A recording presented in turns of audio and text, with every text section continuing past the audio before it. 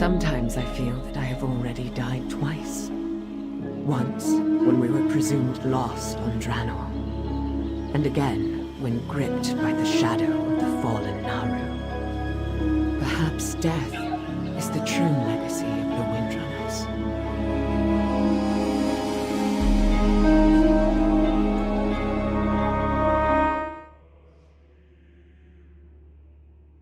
Bugün size izninizle üzerinde konuşmayı çok ama çok uzun süredir istediğim, hatta yani süre vermek gerekirse en az 5 aydır ve bu süreç boyunca da sürekli geliştirdiği bir teoriden bahsetmek istiyorum. Şimdi beni bilen bilir, ben manyak olduğum için böyle arada gider WoW'un eski sinematiklerini izlerim. Ne bileyim, Zalatat'ın Ilginot'un fısıltılarını döner bir tur dinlerim böyle can sıkıntısından. Derim ki hani acaba buradaki fısıltılara bugünden bakarsam nasıl anlamlar yükleyebilirim? İşte bir keresinde de kendime şu soruyu sordum. Alleria bir Dark Naru'yu emdi. O Naru'nun özünü içine aldı ve hiçbir şey olmadı. Niye? Hiçbir şey olmadan kastım şuydu. Evet, işte içindeki Void enerjisi iyice yoğunlaştı. Çok güçlendi ki aslında Death ile güçlenmesi Sylvanas'ın karşısında durabilecek kararla geldi. Fakat bunun fiziksel olarak pek bir karşılığını göremedik. Yani arada sırada ten rengi normalden koyu laciverte dönüp geri geliyor, o kadar. Şimdi her ne kadar Void Alleria'dan fısıltılara teslim olması ve gerçek potansiyelini açığa çıkarmak için Void'e tamamen boyun eğmesi konusunda baskı kursa da Alleria buna senelerdir direniyor. Eğer sizin bundan haberiniz yoksa ya bu çok normal. Çünkü biz bunları oyun içinde göremedik. Biz Alleria'nın Void'e karşı savaşını nerede gördük biliyor musunuz? Çizgi romanlarda ve kitaplarda. Yani anlayacağınız Alleria saatli bir Void bombası gibi. Benim şu ana kadar anlattıklarım sizi konuya biraz olsun yaklaştırmak için de şimdi kafanızı daha fazla karıştırmamak için tarihi geriye alalım. Alleria'nın Void'le gölgelerle ilk temas kurduğu döneme çok kısaca göz atıp günümüze yani Dragonflight'a kadar gerek oyun içinde gerek kitaplarda Alleria ile ilgili bırakılmış kırıntılara göz atalım. Umuyorum ki anlatmayı bitirdiğimde teoriye katılmasanız bile en azından saçmaladığımı düşünmüyor olursunuz. O zaman izninizle benim fanfiction tadındaki nacizane teorime, kanalın tahminen en çılgın teorisine birlikte göz atalım. Ve bu yolculuk sırasında aslında Light ve Void'in olayları nasıl gördüğüne ve Warcraft evreninde kader kavramının nasıl işlendiğine de bir göz atmış olalım. Lütfen bu sırada hiçliğin derinliklerinde kaybolmamaya özen gösterin. Bastığınız yere dikkat edin. Öncelikle şunu belirtmem lazım. Yani sizi teoriye yaklaştırmak, hani bu konuya yaklaştırmak için A Thousand Years of War isimli sesli kitaptan, Legion, BFA Shadowlands döneminden ve Shadows Rising romanından bahsetmem lazım. Şimdi Thousand Years of War kitabında çok özetle Alleria ile Thrallion'un Draenor'da kaybolmalarından sonra Twisted kendilerini bulmaları, Army of the Light'e katılış süreçleri ve Argus'a yollandıkları bir görevde kaderlerinin sonsuza dek değişmesi anlatılıyor. Destiny, kader. Bu kavramı özellikle Alleria için vurguluyorlar. Peki, ben size bu videoda bu kitapta yaşananları detaylıca anlatamam. Çünkü hem bu video bitmez hem de ben Alleria ile Thrallion'un hikayesini ileriki bir tarihte parça parça ve gayet detaylı şekilde anlatacağım zaten. Biz bu videoda Light ve Void'in kader ve gerçek kavramına bakışına kısaca Alleria üzerinden göz atıp asıl önemli kısım olan Alleria'nın gördüğü görülere yoğunlaşacağız. Thrallion ve Alleria'nın Army of the Light'e katılmalarının ardından Zera, hani Legion'da gördüğümüz The Light Mother, ışığın annesi olan ilk Naru, Thrallion ve Alleria'yı Argus'ta bir göreve yolluyor. Bu görev bir nevi intihar görevi gibi aslında, çünkü bu ikisini Legion'ın ana vatanına gönderiyor. Zera'nın burada söylediği kilit şey şu. Zera, Alleria ve Thrallion'a oradan sağ çıkacaklarını bunu bildiğini fakat nasıl kurtulacaklarını göremediğini söylüyor. Bu bilgiyle yola çıkan bizim ikili Legion askerleriyle savaşırken çaresiz kalıyorlar. Valeria önce ışığa sesleniyor ama daha sonra beklenmedik bir şey oluyor. Ne yaşandığından bahsetmeden önce biraz geriye gitmem lazım. Dediğim gibi çok özet geçmeye çalışıyorum ama bilmeniz gereken şey şu. Bu aşamaya kadar Void özellikle Locus Walker üzerinden Alleria üzerine oynamaya başlamıştı zaten. Hatta Locus Walker daha öncesinde bir anlığına Alleria'ya yaklaşıp ona Argus'u göstermişti. Oraya gitmesi gerektiğini ima etmişti. Yani Locus Walker'ın ve Void'in gözü Alleria'nın üzerindeydi. Devam edelim. Orada ne yaşandığını size kitaptan dinletmek istiyorum. Dinlemeniz lazım. Still she fought on. It wasn't enough. I cannot see what happens after you arrive. This fate had been shrouded from Zira. Why? Why had she not seen this? Why hadn't Turalyon seen the vision from the world soul? Why? All went quiet within Aleria's mind. The answer came not as a shout, but as a whisper, from a voice she had not heard before. Because they are not free.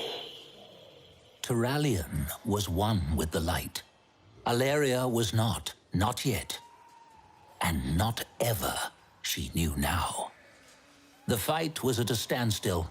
Alleria and Turalyon could move neither forward nor back. The end had come. The light could not save them. I will see my son again. Alleria whispered. It felt as true now as it had always been, even on the precipice of the unthinkable.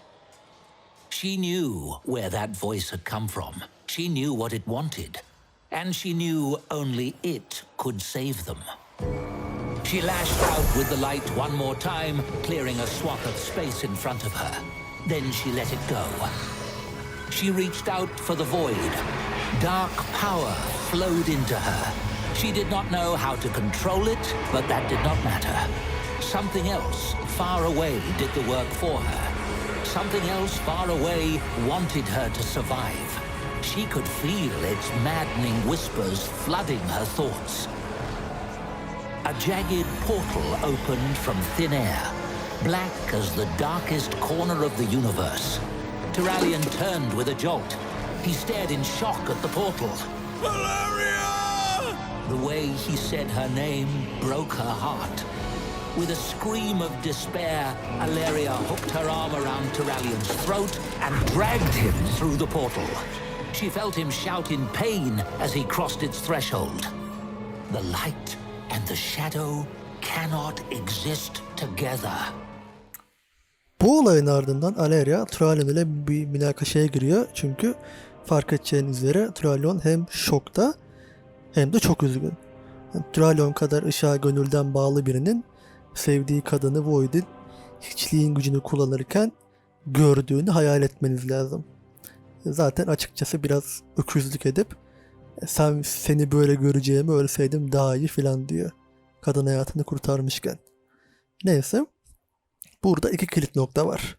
Birincisi o andan itibaren birbirlerine dokunamıyorlar. Çünkü ışık ve hiçlik, light ile void bir araya gelemez. Ayrıca Alleria şu noktaya parmak basıyor. Zera onları Argus'a gönderirken ölmeyeceklerini biliyordu. Kader, Turalyon ve Alleria'nın o gün ölmesini engelledi. Fakat bunu sağlayan Light değil, Void oldu. Bu yüzden Zera ne olacağını göremedi. Çünkü bu iki karşıt güç kadere, geleceğe dair yalnızca belli parçaları görebiliyorlar.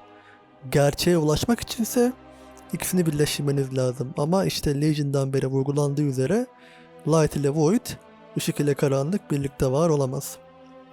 Bölümün son kısmında da artık ayrılmaları gerekiyor ve Alleria artık Light'a dönemeyeceğinin farkında ama bunu sorun etmiyor. Eğer Azeroth'u korumak için, oğlunu korumak için ışığı değil karanlığın yolunu seçmesini gerekecekse bunu kabulleniyor. Kitabın son kısmında Alleria ile Locus Walker buluşuyorlar. Locus Walker Alleria'yı Void'e çekerek yoğun bir eğitim alıyor. Alleria'ya Light'ın ve Void'in nasıl işlediğinden bahsediyor ve iki gücün de konu gerçeğe ulaşmak olduğunda aslında ne kadar kör olduğundan bahsediyor.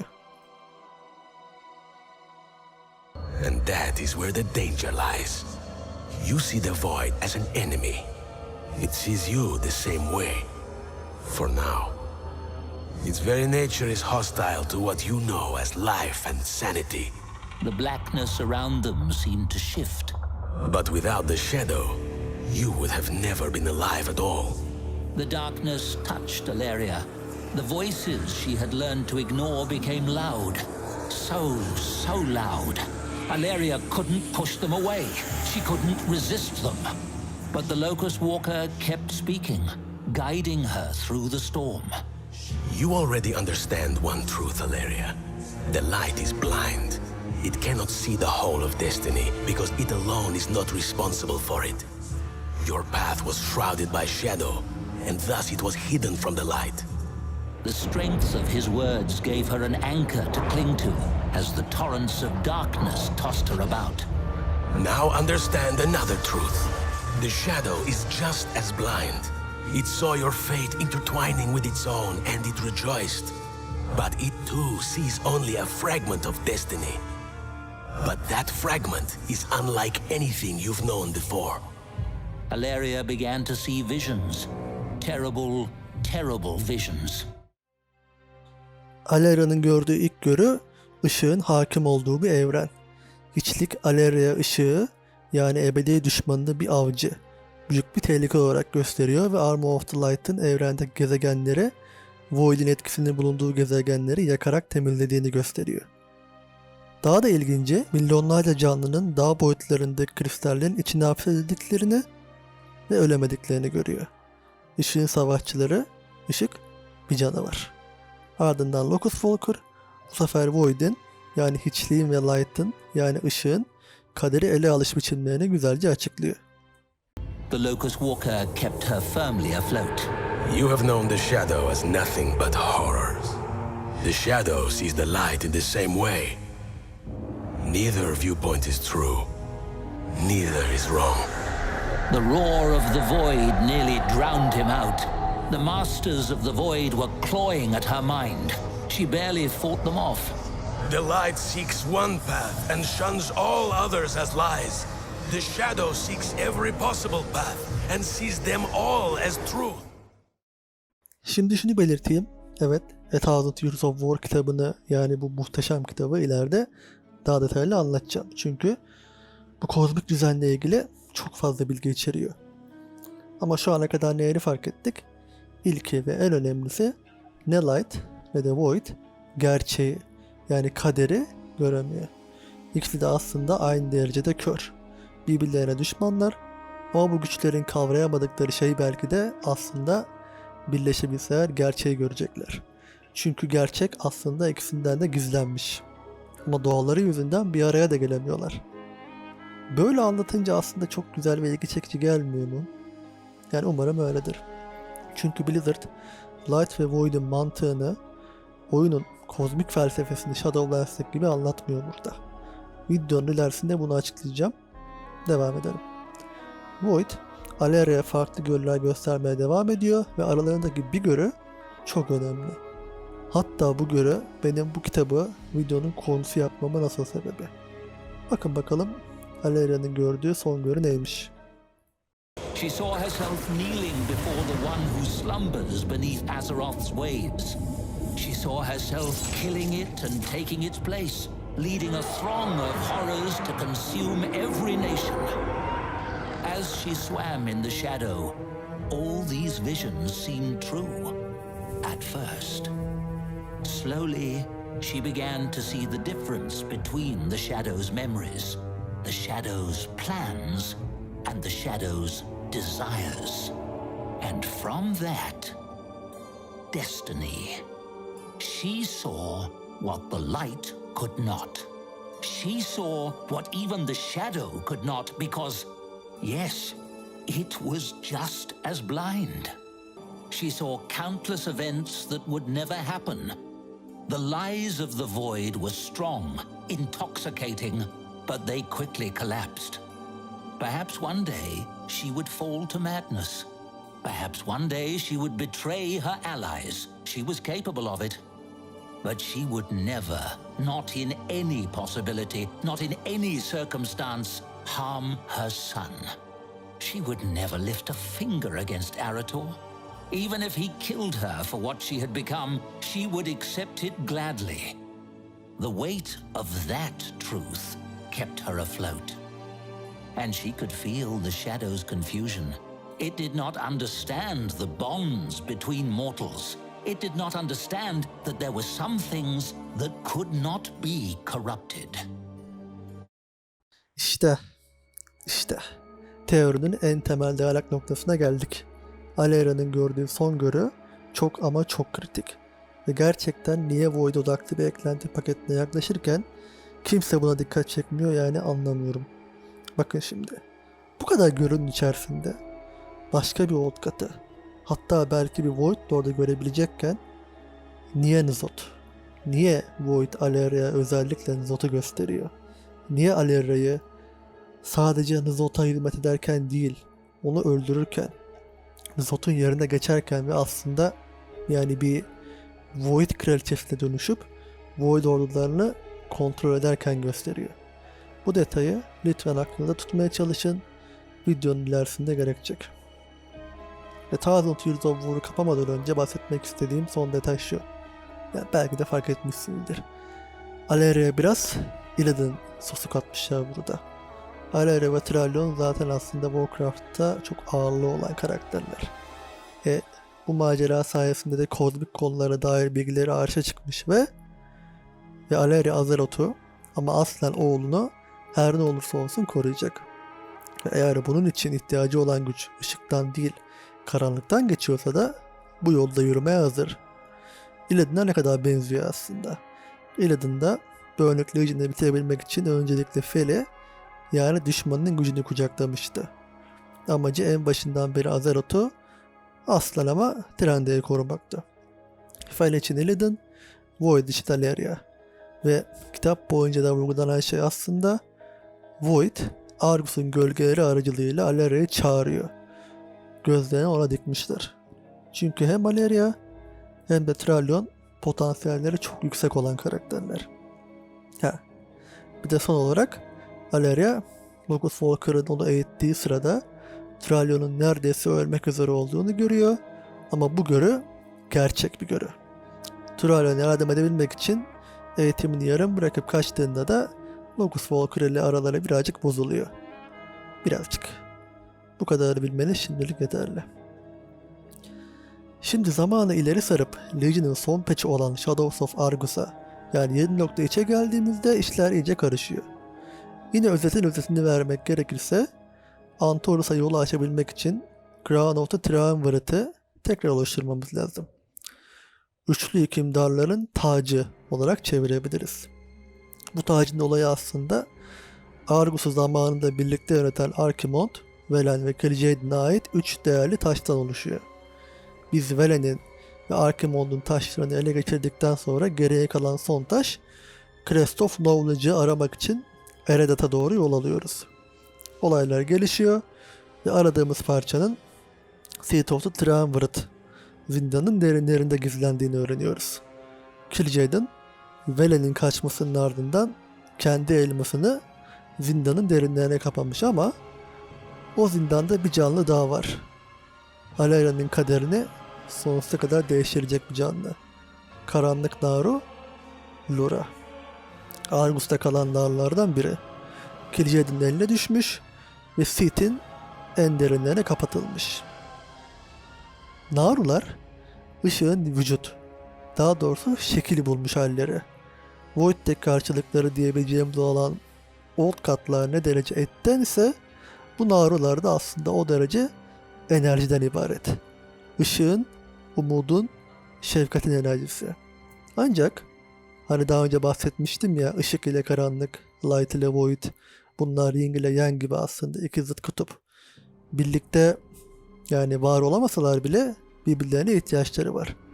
Fakat bu düzende Void'i çok avantajlı kılan bir hata var. Hile, bug, hata. O hata da şu: Light bir noktada Void'e dönmek zorunda. Light bir noktada Void'in hiçliğin boşluğunda kaybolmak zorunda. Niye mi? Çünkü bu ışığın avatarı diyebileceğimiz Narular aslında karanlığa yenik düşüp karanlık Naru dediğimiz canlılara dönüşebiliyorlar. Ve bu genelde bir Naru'nun yaşam döngüsünün sonunda gerçekleşiyor. Yani bir Naru'nun enerjisi tükenmeye başladığında o çevresine yaydığı ışık sönmeye ve kararmaya başlıyor. Bu yüzden de karanlık Naru'ya dönüşüyorlar. Aslında ne kadar güzel ve sembolik değil mi? Ah Shadowlands ah. İşine sıçtın güzelim kozmik hikayenin. Soğuttun milleti, anca toparlamaya çalışıyoruz. Her neyse. İşte Naruların bu kararması hakkında aslında Zaratat'ın da bir fısıltısı var. Hemen onu dinleyelim mi? I know the Naru consider us horrors to be resisted. We do not share this view.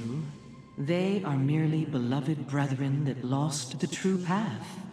They will return to their masters in time. Şimdi Lura'nın durumu kendine has ve aslında trajik. Çağlar boyunca Seed'in derinlerinde hapis kalan Lura'nın yardım çağrısına hiç kimse cevap vermemiş. Işığa, kardeşlerine seslenmiş ama onu duyan olmamış. Çaresizliğe, kedere yenik düşen Lura, zaman içinde ışığını kaybederek kararmış ve karanlık bir Naru'ya dönüşmüş. Ne kadar acıklı. Yala üzüldüm vallahi, yazık.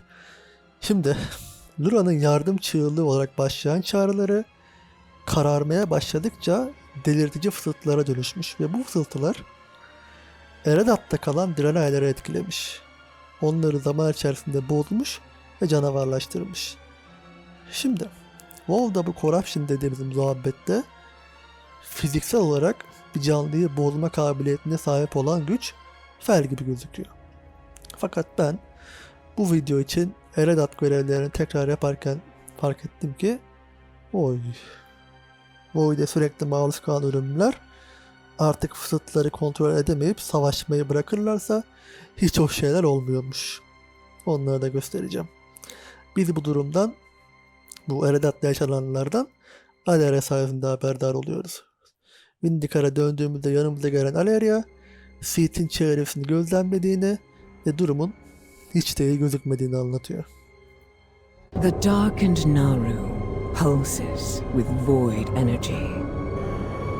It has become a beacon, calling those who would use this power for their own ends. Naru'nun çağrısına Void'e hizmet eden Ethereal'ların oluşturduğu Shadowguard cevap vermiş.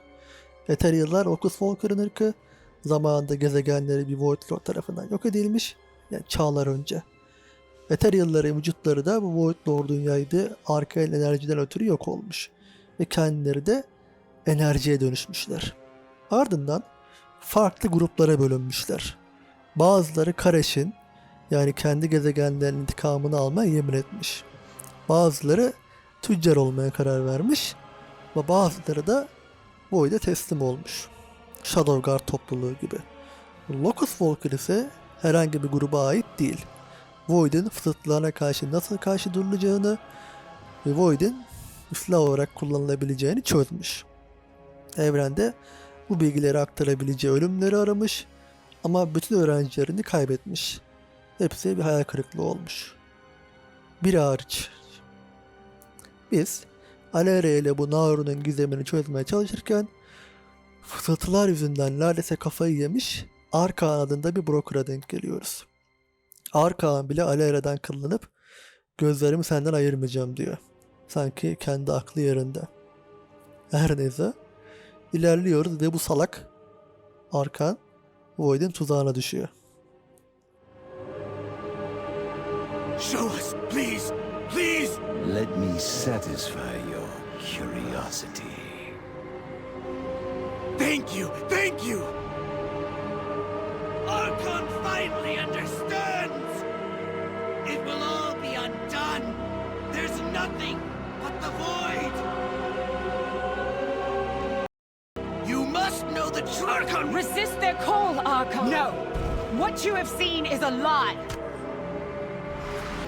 Whispers too loud! Why they not listen? He cannot hear us! We must end his suffering! Gördünüz mü? Void enerjisine fazlaca maruz kalıp fısıltılara karşı koyamayan canlılar sadece koyu laciverte dönmüyorlar. Bunun fiziksel olarak WoW'da belki de görmeye beklemeyeceğiniz korkunç etkileri olabiliyor. Bu da aklınızın bir köşesinde dursun. Biz devam edelim. Locus Walker ve Alera ile ilerlerken daha önce bahsettiğim ufak münakaşa yüzünden aralarının biraz limoni olduğunu fark edebiliyorsunuz. Alera eğitimine devam etmek ve Void'in tüm potansiyelini kullanmak istiyor ama Locus Walker şüpheli. Yani Alera'ya şunu diyor hatta. Void'e hükmetmek istiyorsun ancak seni bağlayan, değer verdiğin şeylerle bunu nasıl yapacaksın? Thralion ve Arator'u kastediyor. Çünkü farkında olduğu şey Void, Alera'nın sevgisini ona karşı kullanıp iradesini zayıflatabilir. Hatta şunu da soruyor. How can you expect to embrace the shadow with the light shining so brightly at your side? Without the light, there is no shadow, teacher. Işık ve gölge birlikte var olamaz mı? Bunun ardından Locus Walker, Alera'ya eğitimine devam edebilmesi için bir şans daha vermeye ikna oluyor. Bunun için yani Alera'nın tekrar Void ile buluşabilmesi için öncelikle büyük bir enerji kaynağı lazım. Biz de hemen ötedeki Shadowguard Ethereal'larının ritüelini basıp Nal Atot isimli bir Void generalinin erkenden çağırmasını sağlıyoruz. Bakalım sonrasında ne oluyormuş. Yes, this specimen will do. Prepare yourself, Illyria. Your friend here will hold its attention. That thing! It's calling to me! Focus your mind. Remember your training. Eritor! The void shows only half-truths. Trust your instincts. I can't! Oh! I'd curse you. I won't let you. I am not yours to claim.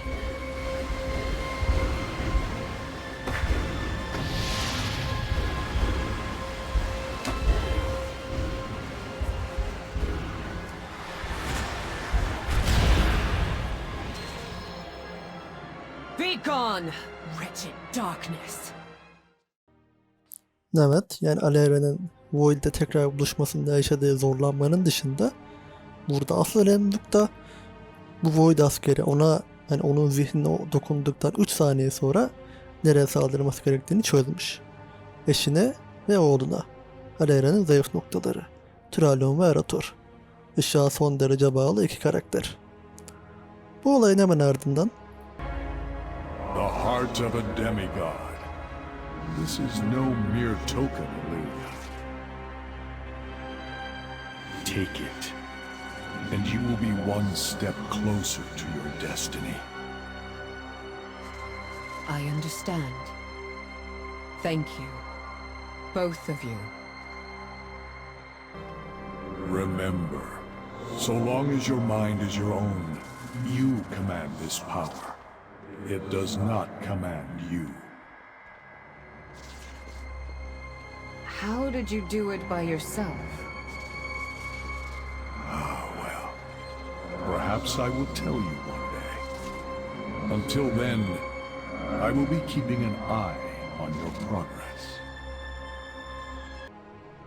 yani Locus Walker burada yine benim daha önce söylediğim bir şeyi tekrarlıyor. Alerya zihnen güçlü durabildiği, yenilmediği sürece bir sorun yaşamaz. Ama bununla yetinmiyorlar. Beraber Seat of Triumvirat'a gidiyoruz. Halt var çünkü orada. Seat'i klasik 5 kişilik ekiple ve yanımızda Alerya ve Locus Walker'la basıyoruz. Dungeon'ın en sonuna varıp Lura ile karşılaşıyoruz. It is rare that a Naru falls into void this way. The few cases I know of have occurred when mortals were involved. What fascinating implications. Such musings can wait, though. This entity must die. Take her shadow for your own, Illyria. Do as I trained you. Incoming!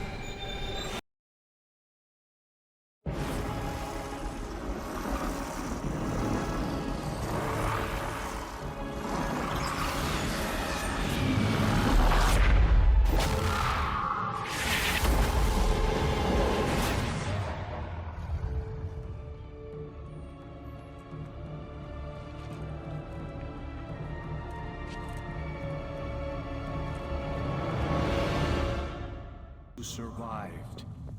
Interesting. How do you feel? The voices are louder now, more insistent, but they do not control me. You asked me to teach you to use the void as a weapon. Now that weapon is you.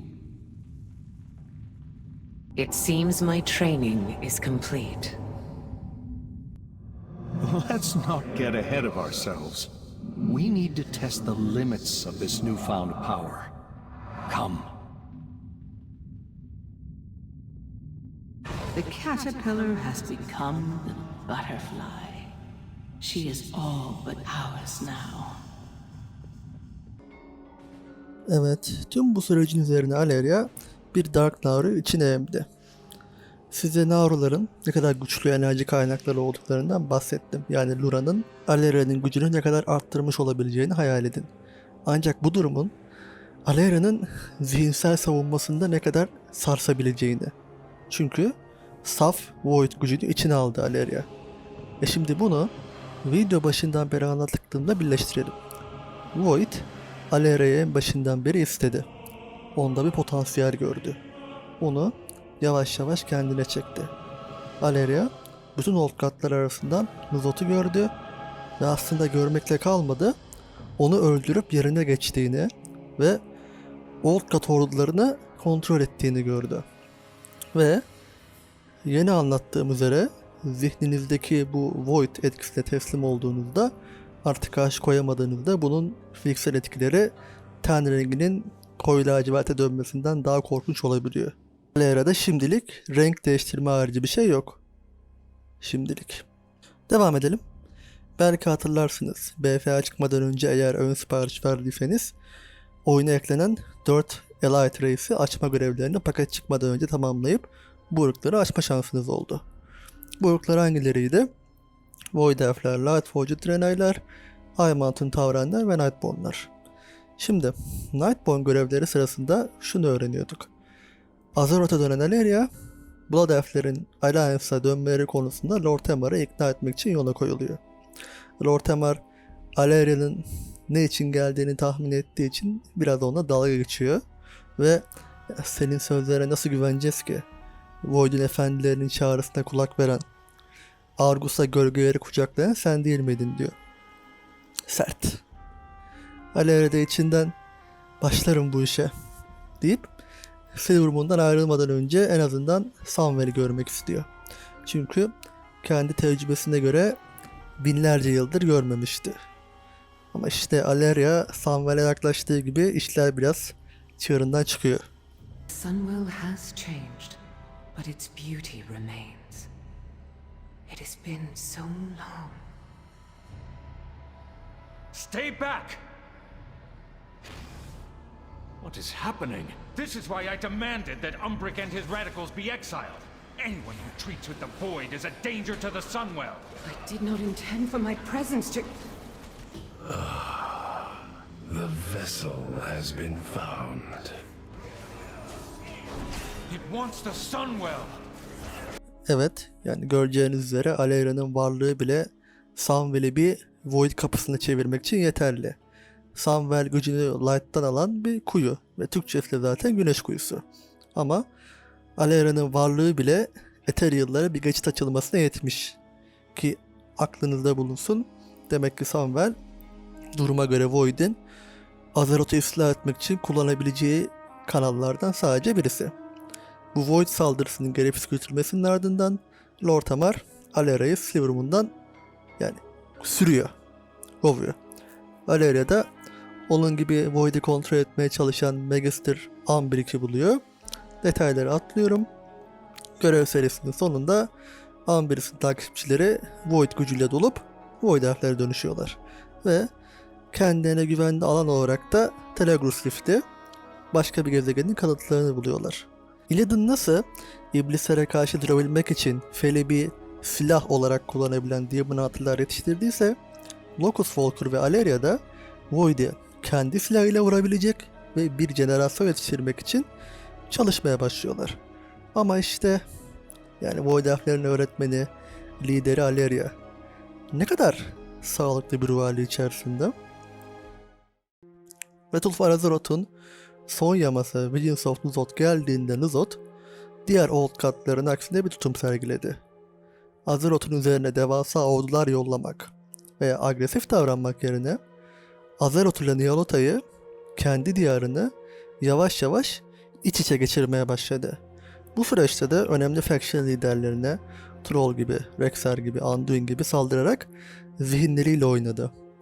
Patch'in mekaniklerinden Horrific Visions ise N'Zoth'un kazandığı senaryoda Stormwind ve Orgrimmar'ın ne hale geleceğini gösteriyordu.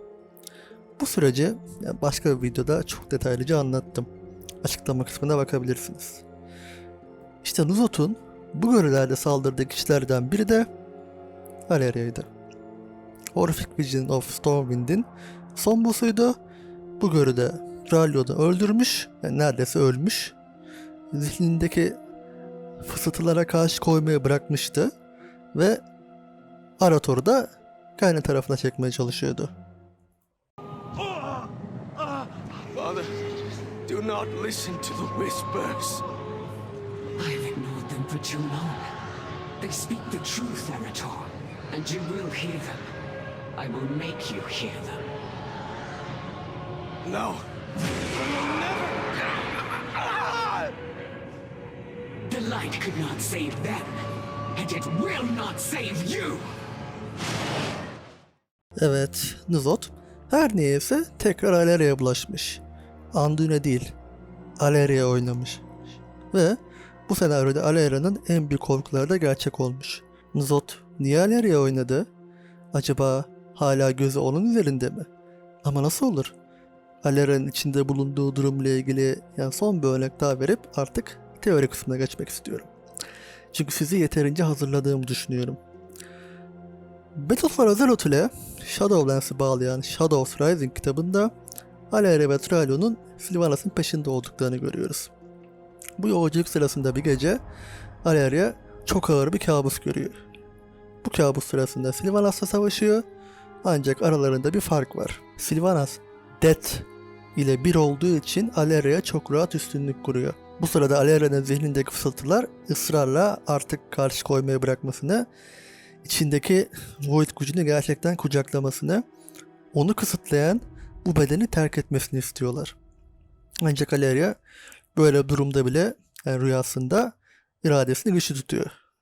Kabusun sonunda da Arator ve Thrallion'un çürümüş bedenleri toza karışıyor.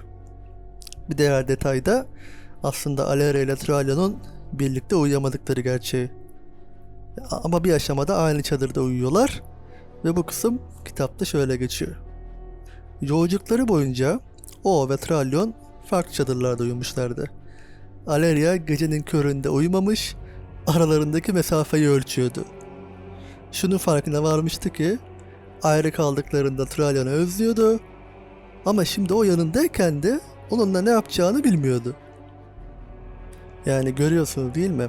Bu ikilinin Twisted Nether sürecini işin içine kattığımızda binlerce yıllık aşkı artık birbirine tam olarak zıt güçlere teslim oldukları için önemli bir yer aldı. Ben Aleria özel animasyon serimde Aleria'nın geceleri başka bir evde yalnız uyuduğunu varsaymıştım. Tahminen doğru bir çıkarım yapmışım. Çünkü olmaz. Işık ve gölge asla bir araya gelmemeli. Birbirlerinden doğdular. Gerçeği görebilmek için birleşmeye ihtiyaçları var.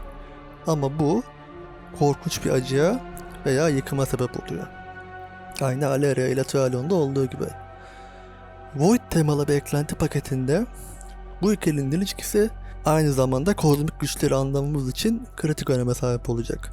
Alleria ve Thrallion, Light ile Void'in kişiliklerinin ve ilişkilerinin Azeroth üzerindeki yansımaları olacaklar. Size artık teoriye yeterince hazırladığımı, yaklaştırdığımı düşünüyorum.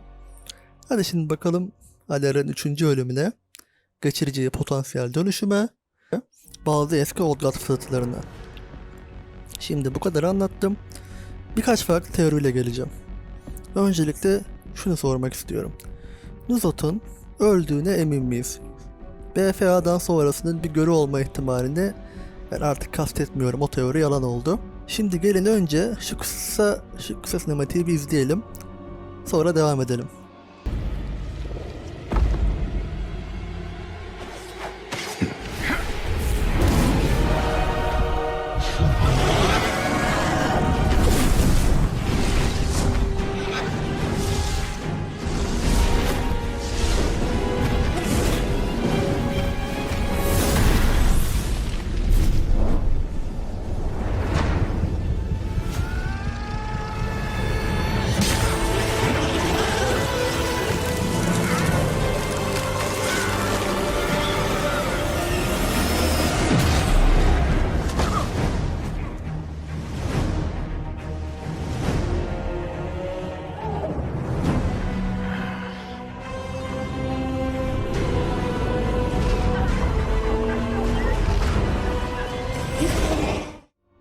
Rathian'ın elindeki bıçak, Blade of the Black Empire, nereye gitti abi? Bıçağı N'Zoth'un kabuğuna sapladı. Ama sonra bir baktık ki elinde yok. Nyalota ile beraber yok mu oldu? Yoksa aynı zamanında Zalatat'ın özünü koruduğu gibi şu an belirsiz bir yerde N'Zoth'un özünü mü koruyor? Peki böyle olduğunu varsayalım. N'Zoth'tan geriye kalan tek şey özü. Şimdilik fiziksel bir formu yok. Peki N'Zoth kadar sinsi bir canlı gözünü Azeroth üzerinde kime dikebilir? N'Zoth, Alleria'yı avatar olarak kullanacak. En başından beri gözünü ona dikmişti. Alleria en başında onu gördü ve N'Zoth, yenilgiden zafer çıkarma uzmanı olan N'Zoth, Alleria'ya musallat olacak. Alleria'nın içindeki Naaru özünü tetikleyici olarak kullanıp yavaş yavaş fısıltıların dozunu arttırarak Alleria'nın kontrolü iyice kaybetmesini sağlayacak. Peki niye N'Zoth? Hemen bakalım. Has the downfall of the old god brought you at least a measure of peace? The whispers did not end with his defeat. In fact, it seems new voices have joined the chorus. I think of the nightmares he forced into my mind. Hani şimdi olur mu öyle şey diyorsunuz değil mi? Peki sorum şu. N'Zoth'un Alleria'ya olan bir özel ilgisinin sebebi neydi? En başından beri. Yenilgiden zafer çıkarma uzmanı bir Old God'dan bahsediyoruz. Niye mağlup olması durumunda Alleria'ya saldırmasın? Alleria'nın içindeki Naaru özü belki onun gücünü arttırdı ama bence savunmasını zayıflattı. Çünkü çok güçlü bir enerji kaynağı. Black Blade'in içinde korunan N'Zoth'un özü Alleria'nın savunmasını kırarak Void'e tamamen boyun eğmesini sağlayacak ve onu avatar olarak kullanacak. İlk ihtimal bu. Ama işte burada şu var. Alleria'yı kıracak, onu bitap düşürecek o son darbeye ihtiyaç var. Bunu anlamak için de tekrar Legion'a ve Il'gynnot'a dönüp bakmamız gerekiyor. At the hour of her third death, she ushers in our coming. Evet, Il'gynnot'un meşhur fısıltısı. Kadın bir karakterin ölümü ve Old God'ların veya Cosmic Void'in zaferi. Şimdi, niye Alleria? Bu fısıltı için pek çok isim ortaya atıldı. En barizi Sylvanas'tı ama Sylvanas'ın hikayesinin Death ile ilgili olduğunu anladık. Void ile değil. Diğer büyük aday Azeroth'un ölmesi ve artık Old God'ların hapishanenin parçalanması. Ama bunda da şu sorun var. Azeroth zaten çoktan 3 kere öldü. The Sundering, yani Kadınlar Savaşı'ndaki Tear'ın ayrılması ilk ölüm. Kataklizmle yaşanan yıkım ikinci ölüm, Sargeras'ın kılıcı saplaması da artık üçüncü ölüm. Ve bu en son olayın üzerinden yıllar geçmesine rağmen hala tık yoksa geriye Alleria kalıyor. Ya peki ne alaka Alleria kardeşim diyorsunuz değil mi? Gelin bakalım Alleria Legion'ın sonunda Thrallion'a ne demiş? Sometimes I feel that I have already died twice. Once, when we were presumed lost on Draenor. And again, when gripped by the shadow of the fallen Naru. Perhaps death is the true legacy of the Windrunners. Yani bilmiyorum, başka bir şey söylememe gerek var mı artık? Legion döneminde ben de şüpheyle yaklaşmıştım. Çünkü o dönem hem aday çoktu hem de Aleria'nın Void temalı pakette ön planda olacağı bu kadar bariz gözümüze sokulmamıştı. Peki, burada şu soru geliyor. Dragonflight'ın sonunda yaşanacak bir olay Old God'ların gelişini sağlayacaksa o zaman Alleria ne alaka?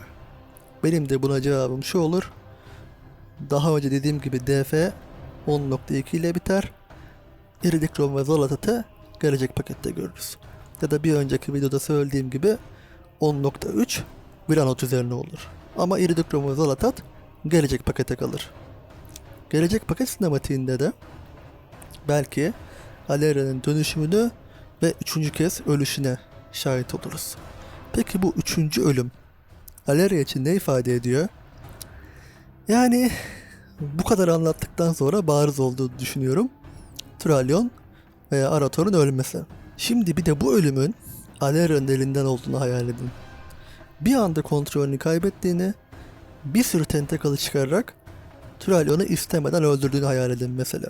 Alleria'nın içinde bu kadar güçlü bir Void enerjisi bulunduran bir canlının son anahtarı çevirdiğini ve Old God'ları çağırdığını düşünün.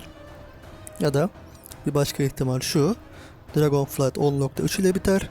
Biz Iridikron ve Zolatat'ı kısmen durdurmaya başarırız.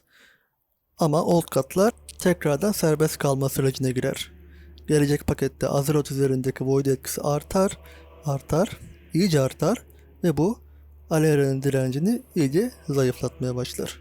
Bir noktada yine Thrallion'un veya Arathor'un ölümünün kendi elinden olması ve haykırışları son perdeyi kırar ve Old God'lara değil, Ethereal'lara ve Cosmic Void'e yolu açar.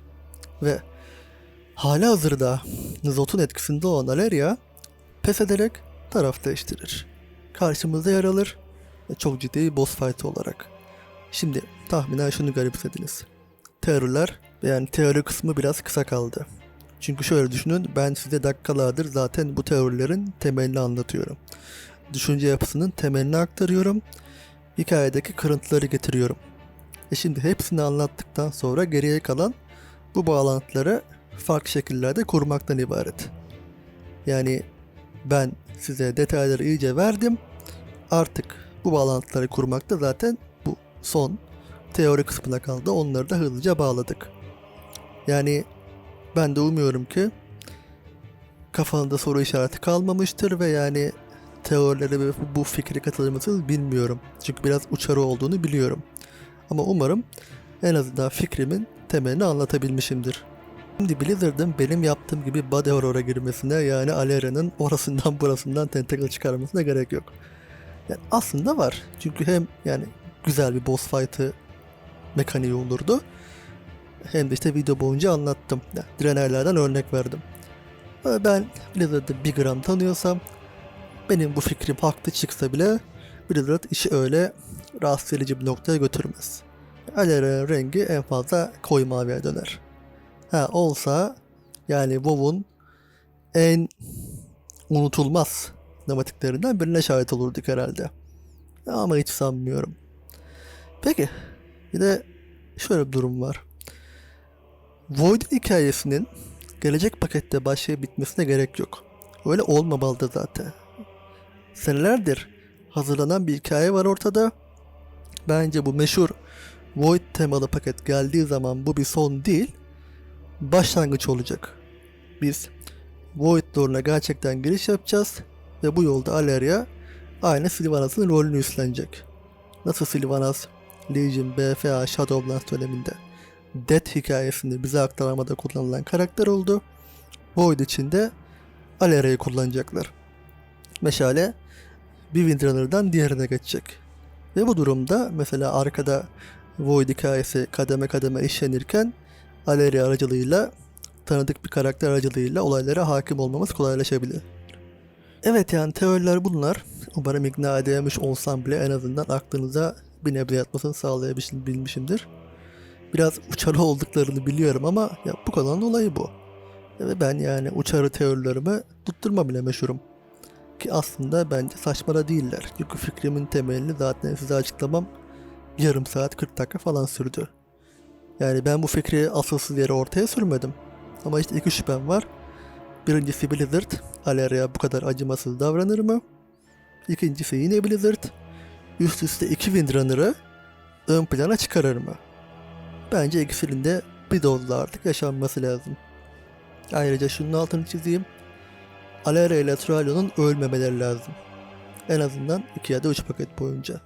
Bu karakterler WoW'da çok az görünmelerine rağmen Warcraft'ın genel hikaye tarihi için çok önemli role sahipler. Ve sahnenin ön saflarında uzun bir süre kalmayı hak ediyorlar. Yani Aleria'nın dönüşümü için bir kurban gerekecekse bunun maalesef Arator olması lazım. Turalyon ve Aleria uzun bir süre ön planda kalıp hikayede aktif rol almayı hak eden karakterler. Aleria boss olduğu takdirde de ne yapmamız gerektiğini biliyorsunuz zaten. Klasik döverek kendine getirme taktiği. Yani açık konuşayım, bu iki karakterden biri önümüzdeki paket ölürse ölümleri ne kadar epik, akılda kalıcı olursa olsun çok yazık olur. Yani Blizzard benim bu anlattığım teoriyi veya benzerini Aleria veya Turalion'u öldürmeden anlatabilir. Eğer isterse. Şimdi işin teori kısmı haricinde ben bu videoyu bir de size yani kozmik güçlerden ve nasıl işlenebileceklerini anlatmak için çektim. Şimdi şunu düşünün. Video başında vurguladığım şeylerden biri neydi? Kader. Yani gerçek. Kaderi ve gerçeği görmek ve aslında bunun bizden gizleniyor olması ve Aleria'nın bunu görmeye başarması. Bir anlığına bile olsa ışık ile hiçliği, light ile void'i birleştirip kaderi, gerçeği görüyor. Tam olarak ne gördüğünü bilmiyoruz. Kitap detaylı bir şekilde söylemiyor. Bizim hayal gücümüze kalmış. Burada şöyle değişik bir durum var. Kozmik güçleri yaratan First One'lar her niyeyse gerçeği, kaderi görmeyi, yani tek yolunu Light ile Void'in birleşmesine bağlamışlar. Ama bu iki gücü de birbirine zıt yapıp birleşmelerini de neredeyse imkansız hale getirmişler. Niye? Niye gerçeğin, kaderin ortaya çıkmasını bu kadar zorlaştırıyorsunuz? Neyi gizliyorsunuz? Gerçekten yani madem Light ile Void'in birleşmesiyle ancak görebiliyoruz, o zaman niye onlara birleştirmek bu kadar zor? Ve şunu da anlatmak istiyordum. Bu kozmik hikayenin temelinde aslında çok güzel felsefik bir düşünce, felsefik bir temel var.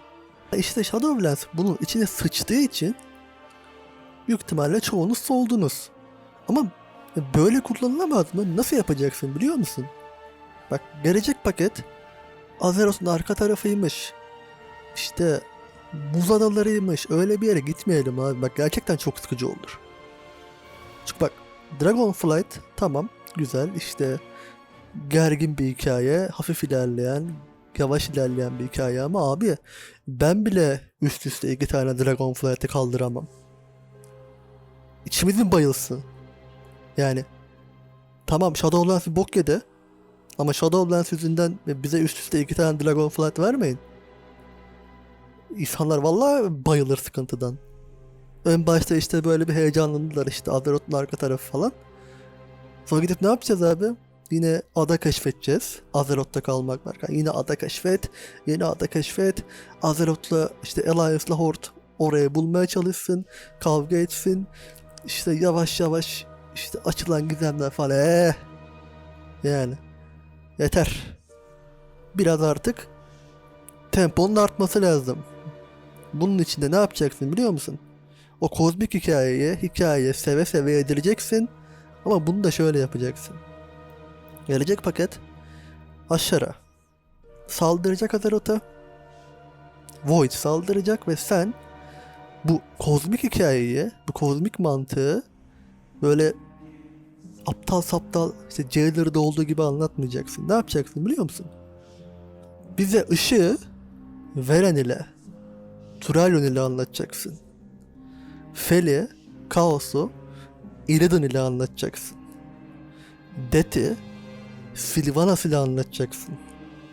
Arcane'i, Order'ı Medivh ile anlatacaksın. Void'i Alera ile anlatacaksın. Ve bütün bunların da genel mantığını gerekirse Locus Walker'ın aracılığıyla anlatacaksın. Bu karakterler bizim öyle ya da böyle tanıdığımız, bağ kurduğumuz karakterler. Bu karakterlerin aracılığıyla, bu karakterlerin olaylara dair yorumlarıyla, yaşadıklarıyla, iç dünyalarıyla anlatacaksın bize bu kozmik güçlerin mantığını. Benim size o işte Thousand Years of War'da Nuzot'un görüsünden sonra o upuzun pasajı dinletmemin sebebi buydu. O pasajda Aleria'nın bir anlığına da olsa gerçeği gördüğünü, hiçliğin, Void'in fısıltılarına karşı durmayı nasıl başardığını ve yani Void'in ne kadar güçlü olsa bile aslında bir annenin çocuğuna olan sevgisini anlayamadığını görmeniz için. Yani böyle şeyleri bildiğiniz zaman bu kozmik güçlerin etkileri daha vurucu oluyor ya da bu karakterlerin başına gelebilecek şeyler daha vurucu oluyor. Burada yazan bu anlatılanları bildiğiniz zaman belki de bir gün olur da Alleria ölürse bu yüzden üzüleceksiniz. Çünkü o karakter size anlatıldığı zaman, sizinle yakın olduğu zaman, sizinle beraber savaştığı zaman bir bağ kuruyorsunuz.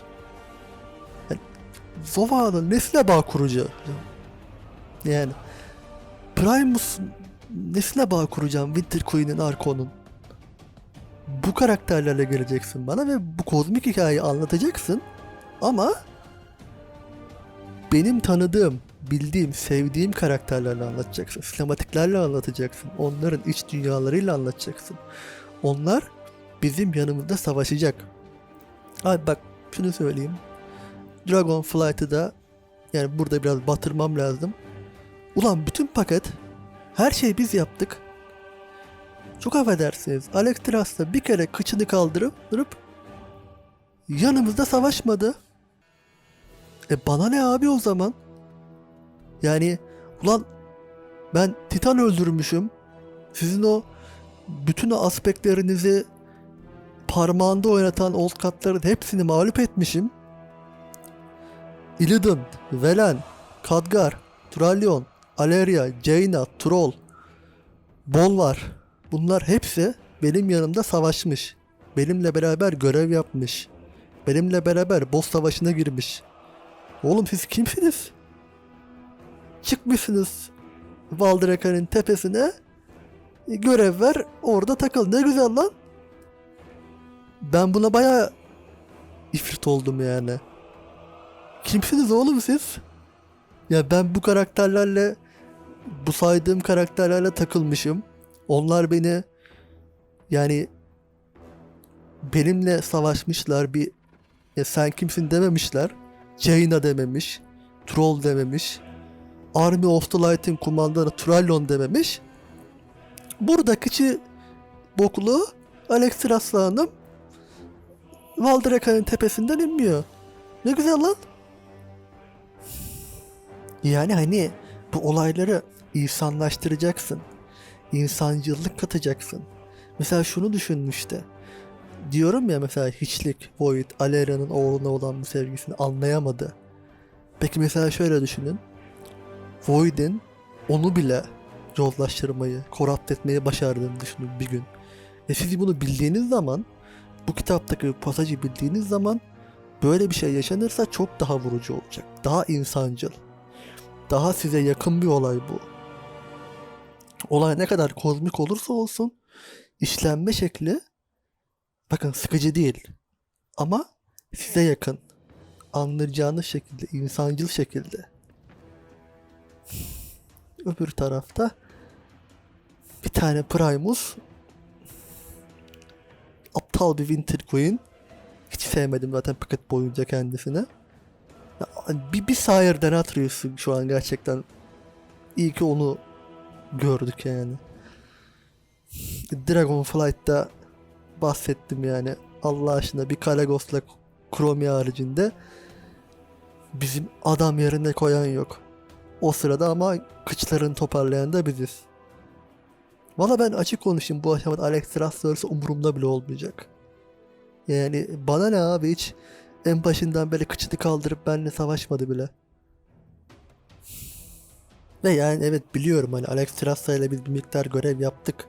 Ama bu o kadar az ki şu bir senelik süreçte hatırlayamıyorum bile neredeyse yani. Hafızamı zorlamam gerekiyor. Nozormu'yu düşünün. Dawn of the Infinite olmasa, yani iş dönüp dolaşıp ona dokunmasa o yine gelmeyecekti. Chromia bizimle gelecekti ve yani abi Alexstrasza evet belli anlarda bizimle takıldı ama o kadar böyle hani zorlamak ki elinde olmasa, şöyle elinde olsa zaten gelmeyecek belli. Niye? Niye bu kadar bizden ayrı duruyorsun Alex'cim? Hatta bence çoğunuz, yani çoğu insan bence inkarnatları aspektlerden daha fazla önemsiyor şu an, umursuyor. Çünkü sen bize onları gösteriyorsun. Yani inkarnatların hani düşünce yapıları, iç dünyaları, karakterlerine dair sinematikler aspektlerden 10 kat daha fazla. Biz yani inkarnatlarla bağ kurduk.